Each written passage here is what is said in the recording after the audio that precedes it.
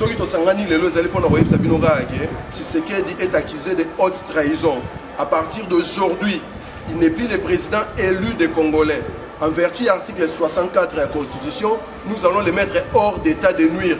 Distraction et Zaletana Makambu Oyo, ça n'a rien à voir avec le tribalisme, ça n'a rien à voir avec ma problème personnel. C'est une affaire qui concerne tous les Congolais. Donc, Congo, Mungala, Moussoaïli, Moulouba, Mungwan, etc. etc. Tshisekedi a trahir Bisso. Tolongo lié na Mambuya Congo, a commis na Kamorona Kabila. Donc, Boye Barangwa parti, il y a Lelo, Tshisekedi na Kabila, et l'autre Moko. Collaboration, cum labore dans latin. Qui travaille avec la Kissi. Donc ça veut dire qu'ils sont des mèches te destituer de ces fonctions à partir d'aujourd'hui.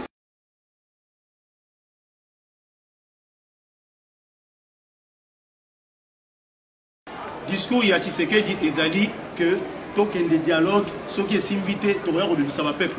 Combien déjà ba koufi bango ba royo de ça. Tant na janvier par le baki a ba bimisa bato. Bino boboya ki bato babima.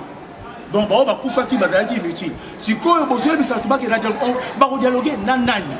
Na Hitler wa bomi bata silisi. Il faut que nous arrivons quand même à comprendre. Dossier on de cause charnier. Bateau Bakoufa qui bazaki banyama. Pendant les élections il y a 2011, lorsque nous avons soutenu, est-ce que c'est mission que l'autre qui est dialogue? Le long de Kabila, quoi y a comme bima. Bilo boni ko pesa bonbon papema. Mais ça c'est jouer avec les gens. C'est jouer avec les gens. Donc bisonne tous ali ah to le dialogue hein, to lingité. Le Kabila mo ke dialogue do bokendi. To pesa Kabila force que oh bazol ba que non, oh total divisé les combattants sont là. To lobi que non dans l'unité, dans la divergence. Toza boye, toko dans la bataille ya mutu na mutu, mais tozali ini pour na Kabila dégage. Point barre, il n'y a pas à discuter. Combien de personnes font Bakoufa? Boni boye, toi? Boni boye. Ceux qui bino boni ke boke no bomisa, boto ba famille na bino boke no bomisa. Biso to yebi soulèvement ko salema et puis Kabila au tambola. Pour un salema qui en janvier, je vous assure, ezaki sambino. Mais tolo mot trahison, comme mutu soka trahir, il faut que benga mutu na kombo na ye. Makambu ya retrahir mboka na biso est bandu depuis 2002 tant bakendaki na Sun City. Lelo oyo soki lelo Tshisekedi abimi na biso bato nyonso tout. Ça n'a rien à voir na kokoti sa cacophonie moko boye na makambu ezo concerner même pas likambu ya trahison ya papa na biso Tshisekedi parce que oyo asali ezali haute trahison via bandi ko accompagner système wana depuis 2002. Asali yango pareil na 2006, ayi ko sala ngo na 2011. Alingi sous soit continuer comme ça là yango et c'est ça qui va congolais basé sous va député comme avant. Maintenant il faut dire les choses en face parce que le peuple congolais a toujours payé par monnaie de singe et bon la politicien nyonso wana o baza ko accompagner Kanambe moko na bangote ndekone moko vanda na cimetière masasi moko ba Rwanda ba betakie nde mutola ba kundai na cimetière fausse commune uti au sala na Maluku Charlie à Maluku et ça a toujours peuple congolais mutazo payer prix et maintenant comment bango bazo tika peuple na danger. Mais bango moko bazali payé na Rwandais bazo collaborer na Rwandais. Donc c'est ça qui est tolobi que non. Li kambu ya dialogue. Déclaration ya M. Tshisekedi au uti ko sala samedi dernier à Bruxelles ezali haute trahison. Ça n'a rien à voir na li kambu ya tribalisme, ça n'a rien à voir na li kambu ya koloba que oh non, bazo manquer respect. Tout traître dans le monde azaka traité pareil.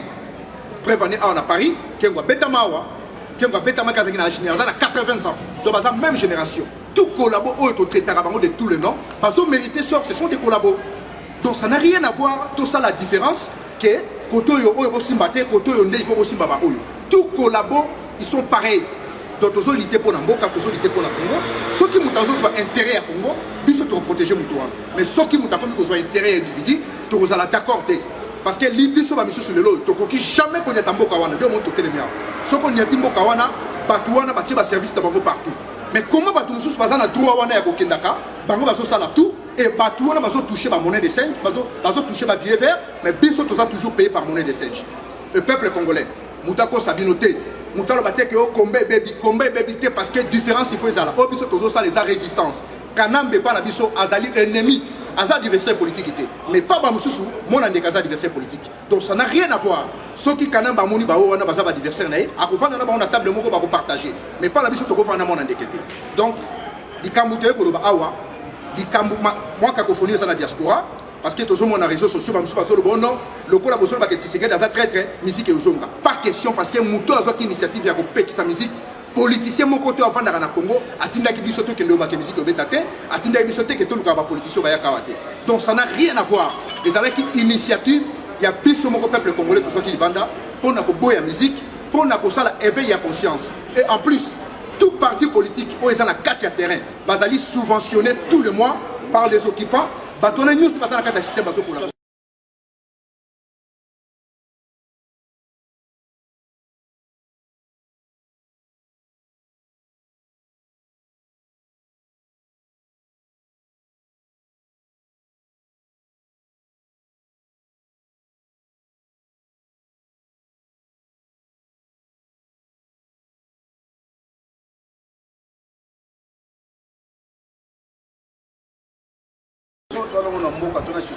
très grave, il y a grave.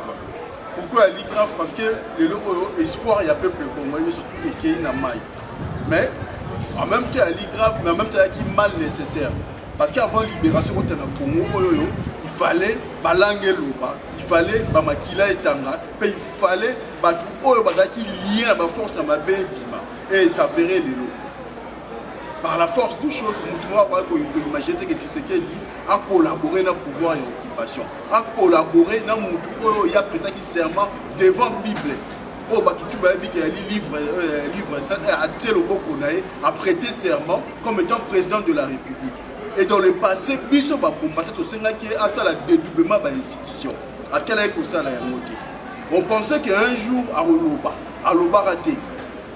Et aujourd'hui, comme il y a 11 mois à fin, il y a un mandat à Kanambe, à Ekoloba, pour qu'il y ait un dialogue. Qu'il y ait un dialogue pour faire quoi?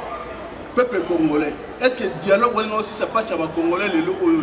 Est-ce que le dialogue dans un rapport de force et donc permettre que nous allons négocier? On négocie ou on va en avoir une discussion lorsqu'on pèse, lorsqu'on a un poids, lorsque le rapport de force est équilibré. Parce que ça par exemple, il y a passé que Mobutu a fait un dialogue dans le musée. Mobutu a fait un dialogue dans le musée parce que le musée avait plus de 90% du territoire et il n'avait plus de pouvoir. Il y avait un rapport de force. Oui, ça veut dire qu'il était obligé à procéder. Et aujourd'hui, le rapport de force, on dirait dans un endroit que soit là, Kabila est zaté. Et ça lie à miettement et à l'hypothèse pour gagner pouvoir, pour le sauver fils ou pour le sauver ma bébé. Peuple congolais, Zoro Aouti Koloba, Maloba Zoro Alobi, et Ali Maloba Zorote, et Ali Maloba peuple, et Ali Maloba peuple congolais, au hasard la carte diaspora, au hasard la carte Kinshasa, combattant résistant, patriote de ce qu'on va aller, adhérer, puis aller démarche la biseau. Et te remettre hors d'état de nuire. Moutou nio surtout. Ouais, il y a une logique, il y a dialogue. Ouais, il y a une logique, il y a une zone, ça comme il y a ce qu'il dit, na chiquet politique. Te remettre hors d'état de nuire. Mouvement nio surtout. Groupe à individu. Comment on te retrouve notre bundela pour la individualité. Tu vas bundela pour la partité. Tu vas bundela pour la utilité. Plusieurs de nos compatriotes ont été massacrés dans les grandes villes, que ce soit à Kinshasa ou à Lubumbashi. Leurs corps, leurs dépouilles jetés dans des fosses comme on jette du bétail. Mais les hommes politiques congolais ont arrêté de parler de ce dossier. Je demande donc à toute personne qui se sent être proche du peuple, qui pense combattre pour le peuple, de recommencer à travailler pour que ce dossier soit réouvert. Il faut qu'on exige l'exhumation de nos compatriotes congolais qui ont été jetés à Maluku, à Kimbembe ou à la ferme de Rouachi. Nous ne devons pas avoir d'autres dossiers parce que l'ennemi, l'étranger qui aujourd'hui est à la tête de la nation congolaise est en train de tuer massivement. Raison pour laquelle nous avons tous ici rejeté ce dialogue. Parce que ça enterre le dossier de Maluku. Un dossier qui est en train de faire partir l'ennemi.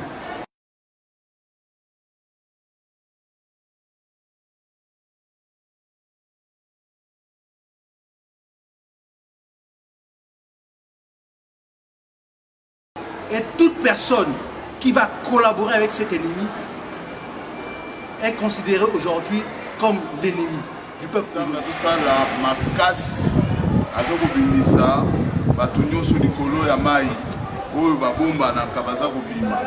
Alors, biso peuple congolais, tous a toujours l'espoir que Caporal Hippolyte Kanambe doit partir à la fin de son mandat ou avant la fin du mandat qu'il a pris par la force. Mais nous sommes décis. Nous avons fait tout ce qu'il faut pour Papa Nabiso, Eli Tshisekedi wa Mulumba, pour avoir pouvoir naïe. Donc avant de faire la biso, pour va venir à mascara. On est là la pongi à bébé. Donc ils ont vrai pongi pesa zola biso. Mais na souka lobi prenez-vous en charge. Mais j'ai compris que ba massa na ngai biso nous ensemble se prendre en charge non. De se prendre en charge. Nous demandons à président Eli de rester un peu à l'écart et à Makamba République démocratique du Congo, à Koli, à travailler moi mingi, à se reposer moi calme. Biso to bundana moninga oyo occupation ya âge moko na biso. Makambo mususu ye abandi komona yango ezali na tango ya époque na bango. O ezali tango mususu. Peut-être ye aza kokanisa na ndenge mususu, mokiliza kotambola na ndenge mususu. Atika to bunda bitumba to bana koluka bango pona conseil. Kolinga kotika pouvoir na mwana na yo ya kubota yo moko te. Kolinga te obongise na famille na yo kaka yango te. Biso tu tozalaki bana na yo, tozalaka bana na yo. Oyo akufa pona Congo ya solo ezali Lumumba na Papa Simon Kimbangu. Donc la famille on a besoin de bon. Il y a glissé moi na yo Félix Chilombo. Nous avons beaucoup de dossiers pour son fils. À Salaki tourné na Bukavu na Goma partout à Kendaki. À Solo la kina ba Rwandais. À Solo la na chef de sécurité ya ba Kalev. Oyo aza ko boma mutu moi. Mais to sengeli na bandeko mususu. Bokitisa metema Congo et kozala jamais divisé. Ekolo moko ekomate ekolo ya muninga awa na République démocratique du Congo ezali te. Utele melango. Et ce que botie tembe to kobeta na bitumba ya ba balabala.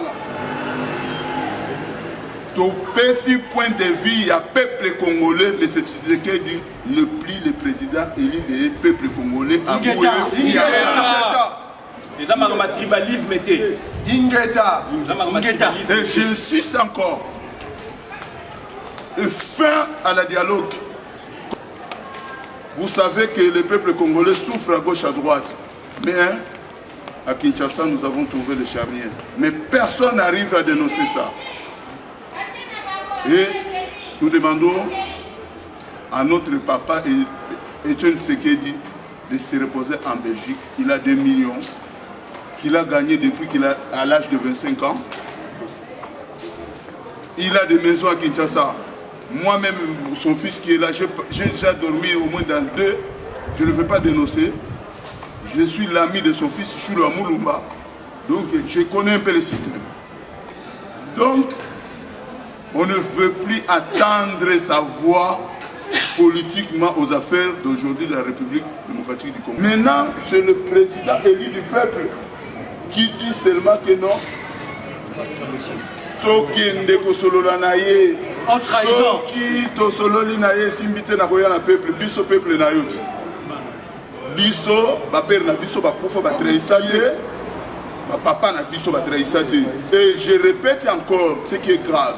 Si monsieur Etienne Tshisekedi, il a le carnet d'adresse de tout le monde, de tous les pays, nous on n'a rien. La seule adresse qu'on a, c'est la République démocratique du Congo. Tokobunda. On a adresse wana. Et ça y a biso nyoso tokoleka la moninga maele azate. Tokobunda. On a bitumbo. To bandi ngona no biso na biso ngunguna sepela. Oh bozo mona ngo blague. Oh mona bambele obima awa. Et puis ezali mawa mingi donc bandeko presque balobi. Ezali mawa mingi na moment oyo esengela etoza la bloc. Pour la toi affronter mbala moko na kanambe toi achever. Mais pour puisqu'il moko boye bazoye la distraction. Et on doit sentir le peuple congolais, tous attentifs ensemble, tous la distraction là sur Facebook. Oh mais yali oh baninga nyos balobe zali haute trahison et ça maté. Donc sous notre ciel il y a pendaison. Donc ça dit on a collaboré donc ça pendaison. Mon frère, voilà. Oh tout ça là pour na papa wana moi na naye moko asala te. Voilà. Donc moi je vais oyo biso tosala mpona tata wana toriska bavi na biso na lwasi tosala bahonneur militaire na bateni baya koluka biso na bapale bateni tosomba yango na bambongo na biso batransport tokendaka wana moto apesaka mbongo na biso apesaka biso mbongo aza te. Mais il a des millions qui bouffent avec Kabila. Il a des millions que les Occidentaux le donnent pour calmer le peuple congolais. Jamais abimisé l'euro mouroté. Moi, je suis Saki Nakati Abazaï, Cédric Nyanza. Maman n'a rien à faire. Ceux qui quand même aux Anamawa, au Bimisata, 2000 € au PC Mamawana. Moi, dans la musique, ça pour naïe, à ce logoté vraiment. Non. Donc, l'IDP, c'est fini. Ingeta. Ingeta.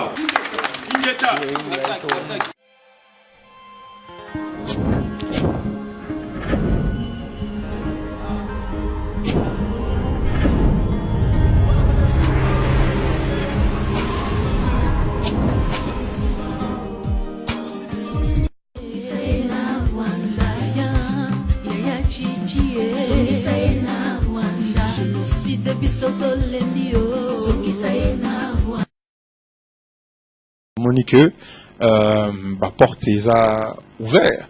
J'espère que Rosala peut ouvert pour Nabima et puis Rosala ouvert pour Namande comme sous-soupé Bazonga. Et je pense que l'État congolais avait tout intérêt à me permettre de venir ici, de pouvoir m'exprimer, parce que ça va calmer la tension.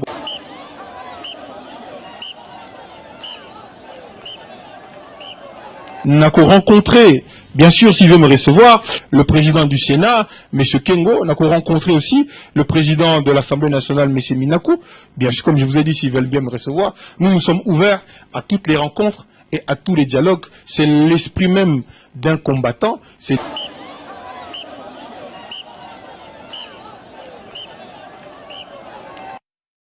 ça, on a besoin justement des hommes d'État, des hommes capables, des hommes qui aiment le Congo et le peuple congolais.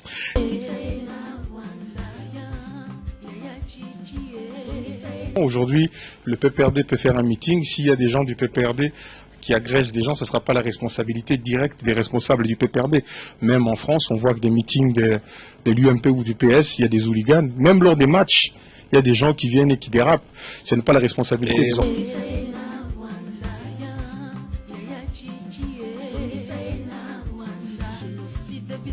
Congo ezana sous occupation bakangi yango version wana ezalika kato bu évoluer ngana lobaka eloko moko Congo ezali sous occupation peut aussi tolobango, mais par contre Congo eza sous tutelle.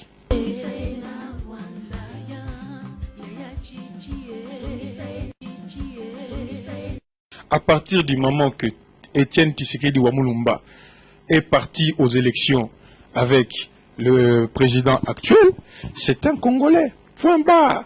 Donc, pour Nangai, eza makambu ya Congolais te ou non Congolais.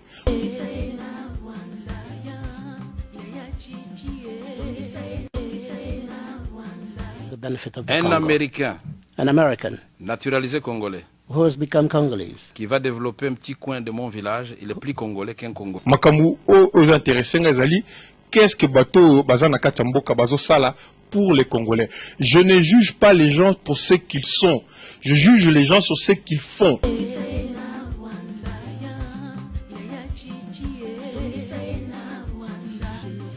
Bon, qu'est-ce qui se cache derrière le mouvement Wan? La limina no ko répondre. Nasi na yebisho nazo répéter yo. Combattant ezali générique, ezali mouvement. Pour être combattant, il faut être congolais. Mais na kachaba combattant, tu as des associations, tu as des groupements, tu as des groupes de pression et tu as des partis politiques. Nga na ah non, il y a des individus qui sortent de chez eux, mutabimi pas inaye, na ba mastane alobi akomi combattant. Donc lobi ce qui mutuana sikoyo, nga na ko ndeni nga na ko yebisa ke yo za combattant parce que za congolais le kolanga azamona ndako. Il n'est pas revendiqué le droit en tant que Congolais. N'a pas qu'on empêcher, puisque ngai tango na kotaki, il y a mutabenga kingaite. Sauf que biso tozo sala musala na ndenge mususu.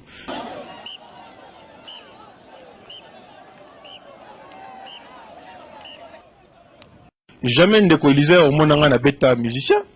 biso to sala boycott, jamais au monanga na beta politicien ni mouvement nabiso, le BPK, ni regroupement, il y a plateforme nabiso, PCN, prenons-nous en charge, toi beto beta moutouté, toi agressa moutouté, et jamais oyoka biso, na langage nabiso, toloba, lumbe moite. Ce n'est pas notre vocabulaire. Peut-être que ma question, oyo, oso se tromper de peut-être des personnes où on a mal informé de savoir quel type de combattant que tu as en face de toi.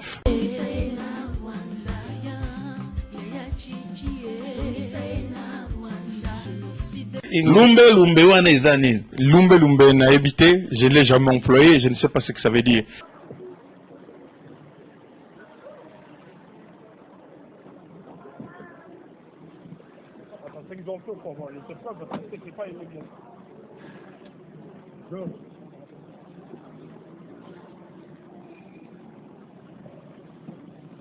C'est le sang que coule le Congo, hein. Napoto wana kobanga, je sais. Nazana bayaya moko awa ministre en fonction nani akekuna alati periki alati lunette abimi alati sheri moko boye chate mundere moko akoko azotambola boye aya wana Kinshasa basirene ban piu mbango ozalaki momi kuna ozonja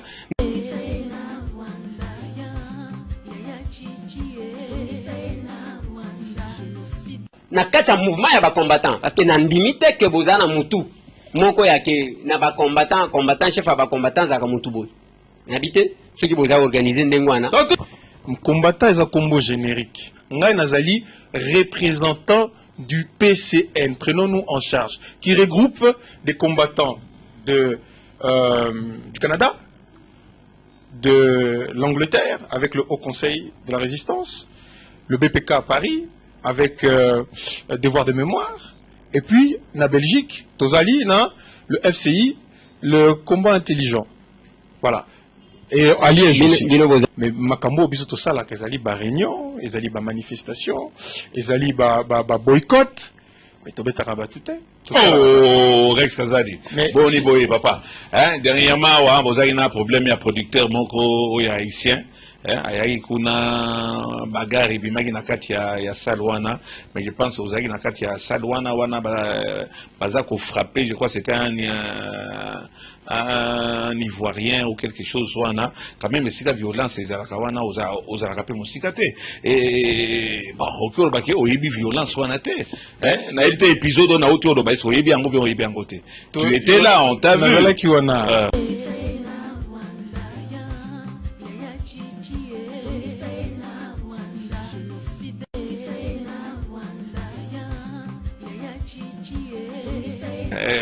ce n'est pas une indiscrétion aux études ni nos salles, puisque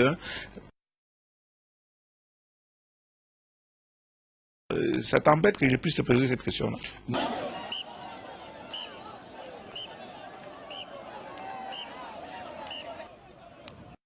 Dans la vie, c'est ma conception dans la vie. Maïe les alliés, maïe la tic, non.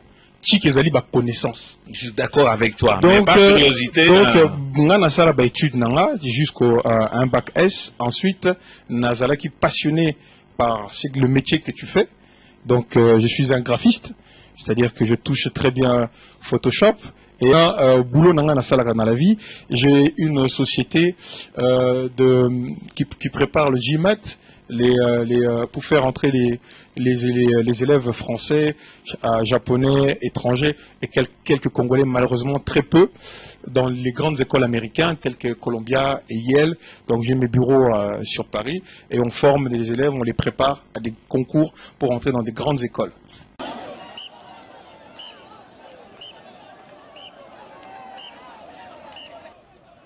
Tu es aussi un sport.